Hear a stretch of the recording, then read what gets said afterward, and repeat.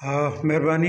इब्राहिम हैदरी जीअं त तारीख़ी ॻोठ आहे, 300 साल खां मथे हिन जी तारीख़ आहे। हिते 1.5 लख खां बि मथे माण्हू रहनि था कम्यूनिटी। सिंध गवर्नमेंट इस्पताल आहे हिते। इन खे तारीख़ी तरह पहिरीं त फिशरमैन्स कोऑपरेटिव सोसाइटी ठाहियो हो, पर पोइ सिंध गवर्नमेंट जी हैंड ओवर थी। उहो पंहिंजे तौर ते हुन कारकर्दगी ॾेखारी पई। माण्हुनि जी शिकायतूं बि रहंदियूं हुयूं।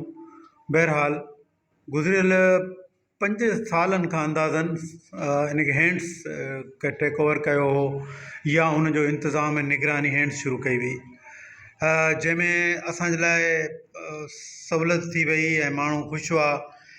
माण्हुनि खे दवा मेडिसिन बि मिली थिए, ऐं उन सां गॾोगॾु उन्हनि हैंड्स वारनि हिते कोई 52-53 कम्यूनिटी जा माण्हू रोज़गार सां लॻाया हुआ। त इहो इस्पताल हली पिए, हिन मां माण्हू मुतमिन आहे, उनखे दवा मिली थिए। छो त हिते प्राइवेट क्लिनिकूं त इलाही आहिनि, पर ग़रीब माण्हू उन्हनि जी पहुच खां मथे हुयो। तंहिंजे करे गुज़िरियल हफ़्ते ॾेढ खां असां ॿुधो आहे त हुकूमत उन्हनि हैंड्स वारनि खां इहो प्रोजेक्ट वापसि वठियो आहे, या उन्हनि सां तावन करणु छॾे ॾिनो आहे। त ताज़ो कम्यूनिटी में तमामु घणी रड़ घोड़ा वधी वई आहे, परेशानी थी वई आहे। डॉक्टर जेको आहिनि उहे ज़ाहिर जेके हैंड्स जे पारां हुआ, उहो अमिलो हलियो वियो आहे, ख़तमु थी वियो आहे। केतिरो ई सपोर्ट स्टाफ हो, उहो सपोर्ट स्टाफ बि ज़ाहिर घर वञी वेही रहियो आहे। उनजे ईद जे पघारनि जो बि मसइलो थी वियो आहे।